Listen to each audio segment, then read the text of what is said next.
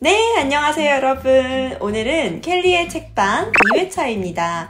오늘도 우리 구독자분들을 위한 책 선물 증정 이벤트가 준비되어 있으니까요. 제 영상을 한번 보시고 관심이 가시는 분들은 아래 링크에 정보를 입력해 주시면 선착순 15분에게 책을 선물해 드리도록 하겠습니다. 오늘 제가 추천해 드릴 책은요. 하루 15분 초등 책 읽기의 기적이라는 책입니다. 책 제목만 봐도 알 수 있듯이 우리 학생들의 독서력과 학습 능력을 높여주는 데 도움이 되는 전략들이 이 책 속에 많이 담겨 있습니다. 그래서 저는 이 책을 우리 선생님들 그리고 부모님들께 강력 추천합니다. 이제 3월이 되면 많은 신규 선생님들이 또 발령을 받게 되실 거예요. 제가 이 책을 여러분께 굉장히 추천을 드리는 이유는 초등교사가 꼭 알아야 하는 것에 독서 교육이 너무나도 중요한 부분을 차지하고 있기 때문입니다. 여러분이 학교에 가게 되면 3월 새학기에 맞이하게 되는 가장 큰 이벤트 중에 하나가 바로 학부모 상담이에요. 학부모 상담에 부모님들께서 가장 궁금해하시는 게 첫 번째로는 우리 아이들의 교우 관계이고요. 두 번째로는 학습 방법에 대해서 이제 전문가라고 생각이 되는 선생님께 질문을 많이 주시는데요. 그 중에서 가장 많이 갖고 계시는 고민이 선생님, 우리 아이는 책을 너무 안 읽어요. 책을 안 좋아해요. 어떻게 하면 우리 아이가 좀 더 책을 많이 읽게 할 수 있을까요? 이런 고민을 굉장히 많이 주세요. 이 독서 교육을 얼마나 중요하게 다뤄야 하는지에 대해서 신규 때는 잘 몰랐어요. 그런데 현직에 있으면 있을수록 연차가 쌓이면 쌓일수록 우리 선배님들이 왜 그렇게 아침 독서를 계속해서 강조하고 아이들에게 독서 교육을 하려고 하시는지 이해가 되더라고요. 제 아이들을 관찰해 보니까 1, 2학년 완전 저학년 때는 티가 잘 안 나요. 그런데 고학년이 되면 될수록 이 차이가 굉장히 심화됩니다. 책을 많이 읽은 아이들은요. 어휘력이나 배경 지식이 다른 학생들에 비해서 굉장히 풍부해요. 그러면 일단 교과서 내용을 읽었을 때도 읽는 속도 그리고 이해하는 정도가 다른 학생들에 비해서 뛰어납니다. 그리고 배경 지식이 풍부해지면요. 아이들이 교과 학습 과정에 훨씬 더 적극적으로 참여하게 돼요. 아이들의 특성이 자기가 알고 있는 거를 남들 앞에서 뽐내는 거를 굉장히 즐깁니다. 그렇기 때문에 자기가 좀 알고 있는 내용이 교과서에 많이 나오잖아요. 그러니까 아이들이 막 발표를 하고 싶어하고 자기 생각을 글로도 잘 쓰고 이렇게 하는 거예요. 그럼 그런 아이들은 이제 선생님이 와, 너 어떻게 이것까지 알고 있냐? 멋지다 이런 칭찬을 한 번씩 해주게 되죠. 그럼 아이들이 칭찬도 받고 기분도 좋아지고 이 학습 과정에 있어서 성공 경험이 하나씩 쌓이면서 더 자신감이 붙는 거예요. 그러면 이제 아이들이 점점 더 이 학습 과정이 즐거워지고 조금 더 어려운 내용이 나와도 내가 여기에 대한 글을 읽어봐야겠다던가 이거를 좀 뛰어넘을 수 있는 힘이 길러지는 거죠. 글을 멀리하고 이런 경험들을 많이 못 해본 학생들은 이제 부익부 빈익빈처럼 나이가 들면 들수록 점점 더 학습 과정에 있어서 흥미가 떨어지고 어휘력이 딸리니까 교과서 글을 읽어도 다른 친구들에 비해서 이해도도 느려지고 하면서 점점 학습에 대한 자신감이 사라지게 되는 거예요. 그래서 아이들이 어렸을 때부터 책을 많이 읽고 이 독서력을 기르는 것이 우리 교사들에게도 굉장히 중요한 임무가 되는 거예요. 그래서 저는 어떻게 했느냐, 연차가 3년 좀 이렇게 쌓이고 나서는 독서 교육이 굉장히 중요하다는 게 이렇게 여실히 느껴지면서 저희 반 교육 과정에 아예 독서 교육을 끼워 넣었어요. 그래서 저학년 2학년 학생을 맡았을 때는 일주일에 2번 정도는 아예 1시간을 빼가지고요. 동화책 수업 시간으로 만들었어요. 아이들이 재미있게 읽을 만한 동화책을 제가 도서관에서 빌려와서 10분, 15분 정도 아이들한테 읽어주고 페이지가 넘어갈 때마다 아이들에게 여기에 대해서 드는 생각이나 자신의 경험을 말해보도록 했어요. 근데 이런 걸 해보니까 제가 느낀 바는 아이들은 결코 책 읽는 걸 싫어하지 않아요. 아이들은 오히려 이 책을 통해서 자신의 이야기를 풀어내는 걸 너무나도 즐거워하고 즐기는 모습을 볼 수 있었습니다. 자, 너무 활발하게 얘기를 해서 정말 제 영상 보면 엄청 시끄럽잖아요. 나는 할아버지한테 짜증을 냈다. 그니까 없는 짓 형편의 빨래는 왜 배우는 거요? 선생님도 옛날에 일을 좋아했어요. 선생님 옛날에 일을 좋아했나 보네요. 선생님보다 쌍이에요. 할아버지. 그 정도로 아이들이 자기가 하고 싶은 얘기가 너무 많아요. 선생님들이 아이들한테 자꾸 책을 읽으라고 하면서 아침 독서 시간 10분만 그냥 주고 알아서 해라 이런 식으로 하는 게 아니라 교사가 조금 더 이 독서 교육에 준비를 하게 되면요. 아이들이 실제로 점점 더 책에 재미를 붙이게 되고 나중에는 스스로도 읽게 되는 수준에 이를 수가 있어요. 자, 그러면 교사나 부모가 어떻게 독서 지도를 아이에게 더 잘할 수 있을까? 그 전략이 바로 이 책에 정리가 잘 되어 있는데요. 이 책의 저자는 수전 짐머만이라는 분인데 미국 전역의 학교와 단체를 대상으로 성인 그리고 아동의 읽기, 쓰기 교육을 주제로 강연을 다니시는 분이고요. 그리고 함께 집필한 분이 크리스 허친스라고 미국의 현직 교사세요. 그래서 현직 교사를 하면서 덴버 대학 문학부 조교수로도 있으신데 이 현직 교사가 같이 집필을 해서 교실이나 부모가 가정에서 아이들에게 어떤 식으로 질문을 던져야 하는지 굉장히 구체적인 예시를 많이 들어두셨습니다. 그래서 제가 이 책을 굉장히 추천을 해요. 집필자들이 가장 중요하게 생각한 전략을 7가지로 정리를 했는데요. 그 순서를 제가 한번 말씀을 드려보면 첫째, 감각 이미지를 떠올려라. 둘째, 배경 지식을 활용해라.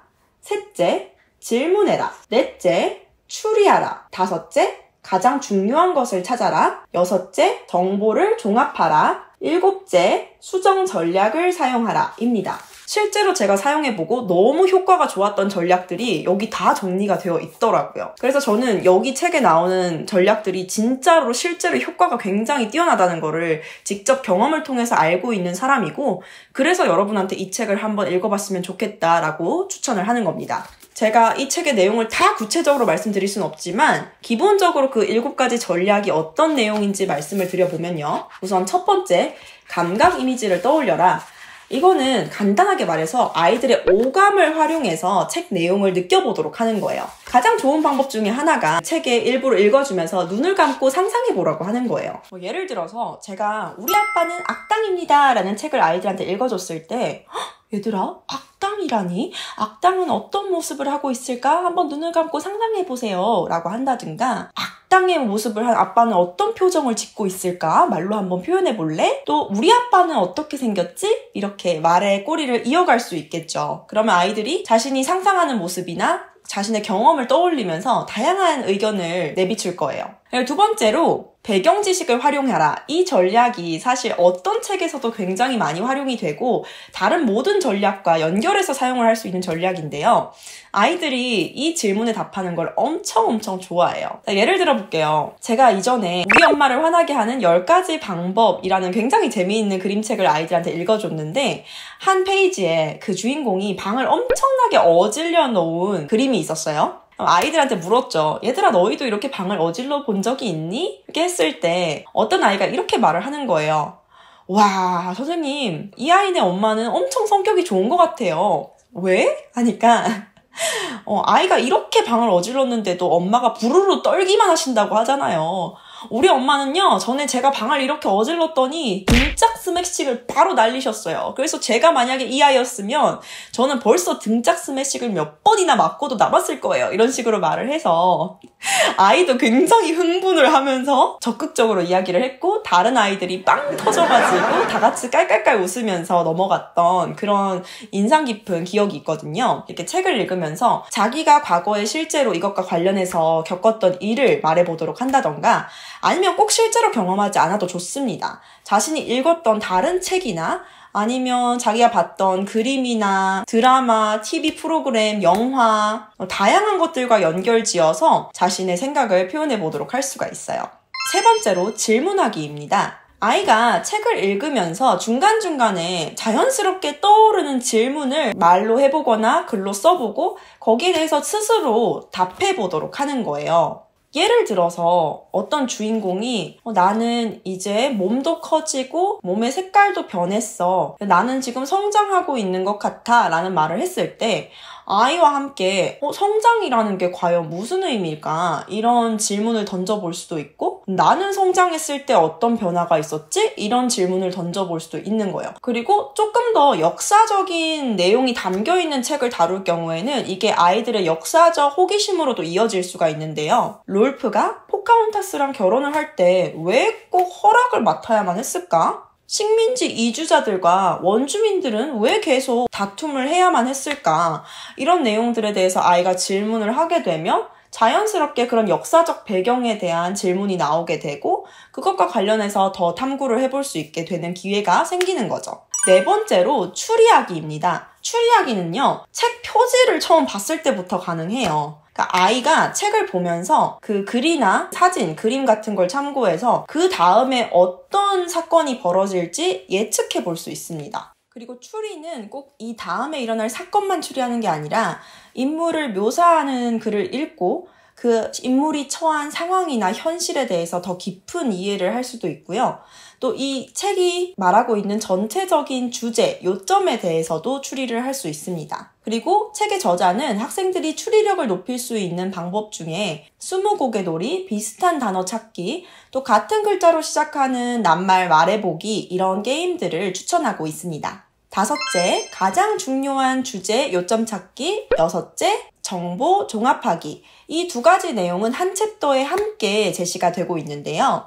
학생들이 책 속에 주제나 요점을 찾는 게 교과서에서는 크게 어렵지 않은데 조금 더 길고 추상적인 책을 읽게 되면 주요 요점이 뭔지를 잘 파악을 하지 못해요. 그래서 아이들이 그 책의 가장 중요한 주제를 찾는 데 도움을 주기 위해서는 먼저 우리가 이 책을 왜 읽고 있는지 그 목적을 제대로 아는 것이 중요합니다. 그 책을 읽는 목적을 기본으로 해서 책에 나오는 내용들이 어느 내용이 이 목적을 달성하기에 더 주요한 내용인지를 골라내는 거예요. 그래서 우선순위를 정합니다. 그리고 학생이 직접 골라낸 주요한 내용들을 모아놓고 실제로 이 중에 어떤 내용이 가장 나한테 도움이 되고 내 목적을 달성하기에 맞는지 질문을 던진 다음에 핵심적인 내용들만 종합해서 거기다가 이제 자신의 생각을 새롭게 추가함으로써 이 새로운 의미를 창조해내는 것이 종합하기 단계입니다. 그리고 학생들이 책의 주요 내용을 파악하려고 노력할 때 꼭 글의 내용만 집중하는 것이 아니라 우리는 책을 만들어낼 때 주요한 내용을 강조하기 위해서 이미지를 추가하기도 하고 굵은 글씨로 강조를 하기도 하고 도표나 상자 안에 추가 설명글 같은 것을 이용해서 그것을 강조하기도 하죠. 그래서 이런 것들을 우리 어른들이 가르쳐 줌으로써 학생들이 책의 레이아웃에 대한 기본적인 이해를 가지고 갈 수 있도록 할 수 있습니다. 마지막 7째는 수정 전략 사용하기입니다. 어린아이들은 글을 계속 읽어나가다가 어느 순간부터 이해가 잘 되지 않는데도 계속해서 읽어나가는 문제를 범하곤 합니다. 그렇게 되면 처음에는 그냥 꾸역꾸역 읽다가 나중에 뒷부분이 되면 가면 갈수록 더 이해가 안 돼서 그 책에 대한 흥미가 떨어지게 되고 그 책을 읽기를 포기하게 되는 경우가 생기죠. 그래서 저자는 수정 전략을 사용하는 것이 매우 중요하다고 말을 하는데요. 그 방법 중에 하나로 알았다 게임을 하는 것을 제시합니다. 알았다 게임은 학생이 글을 읽는 중에 중간중간에 교사나 부모가 멈추고 아이가 이때까지 이해한 내용을 말로 표현해 보도록 하는 거예요. 그렇게 해서 아이가 말로 설명을 할 수 있으면 제대로 이해를 한 것이고 만약에 이해를 제대로 하지 못해서 설명이 불가능하면 다시 앞으로 돌아가서 이해하지 못한 부분을 읽고 오는 거죠. 어떻게 했을 때 아이들이 제대로 이해를 하지 못했다고 보는 것인가? 하면 일단 굉장히 자주 나오고 핵심적인 단어의 의미를 잘 모를 때 이때는 이 단어의 의미를 제대로 알고 넘어가지 않으면 다음 내용의 이해가 불가능하다고 저자는 말하고 있고요. 또 아이가 이 글을 읽으면서 어떤 이미지를 전혀 떠올리지 못할 때, 또 스스로 질문이나 추측을 전혀 만들어내지 못할 때 수정하기 전략이 필요하다고 합니다. 네, 제가 지금까지 이 7가지 전략의 핵심적인 내용들만 전달을 해드렸는데 조금 더 어떻게 하면 좋을지 구체적인 예시가 필요하다라고 생각하시는 분들은 이 책을 직접 구매하셔서 소장하시면 아주 도움이 될 거예요. 두꺼워서 내가 저걸 다 읽을 수 있을까 하는 걱정을 하실 수가 있는데 이 책이 굉장히 좋은 이유가 아주 친절해요. 구체적인 전략이 각 챕터별로 나눠져 있고 그리고 챕터의 마지막 부분에 보면 푸른 색깔 표시된 부분이 핵심 요약 부분인데요. 그 부분만 쭉 읽어보셔도 아이들에게 독서 지도를 하는데 큰 도움을 받으실 수가 있어요. 이 파란 정리 부분에 들어오시면 저학년과 고학년 그리고 가정에서 교실에서 어떤 식으로 지도를 해야 되는지 구체적인 예시글과 함께 추천 도서 같은 것들도 다 나와 있어요. 질문 방법도 딱딱 정리를 해서 제시를 하기 때문에 우리 선생님들이 독서 수업을 하게 됐을 때 기억이 나지 않으면 바로바로 이 챕터 정리 부분만 펼쳐보셔도 도움을 받으실 수 있습니다. 네, 여러분. 그래서 저는 오늘 여러분이 우리 아이들의 독서력을 높여주기 위한 구체적인 전략들이 담겨있는 이 책을 소개해드렸고요. 다음 켈리의 책방에서 또 좋은 책 소개와 함께 돌아오도록 하겠습니다. 켈바!